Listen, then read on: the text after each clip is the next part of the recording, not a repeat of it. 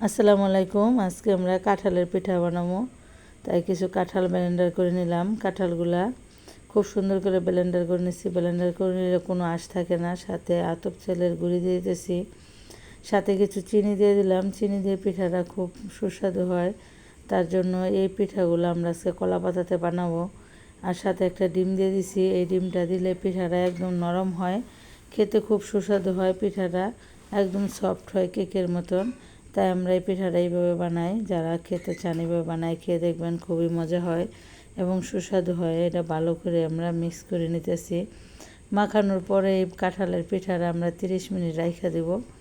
30 minute রাখার পরে তারপরে আপনার কলা পাতার মধ্যে দিয়ে পিঠাটা খুব সুন্দর করে মাখাইতেছি। মাখানোর পরে ভালোভাবে মাখিয়ে যে পিঠাটা আমরা কলা পাতার মধ্যে দিয়ে দিতেছি। এভাবে কলা পাতার মধ্যে পিঠাটা বানালে খুবই সুন্দর একটা ঘ্রাণ হয় এবং খেতেও খুব সুস্বাদু হয়। এই পিঠাটা সবসময় মানুষে কলা পাতার মধ্যে বানায়। এরকম করে আমরা একটা তাওয়া দিয়ে দিয়েছি। তাওয়ার নিচে এখন এই যে কলা পাতা দিয়ে সুন্দর করে পিঠাটা বানিয়ে নিতেছি। কলা পাতার একটা অন্যরকমের স্মেল আছে, তাই এই পিঠাটা কলা পাতার মধ্যে খেতে খুবই সুস্বাদু এবং পিঠাটা খুবই নরম হয়। দেখেন পিঠাটা আমাদের কি সুন্দর হয়েছে। পিঠাটা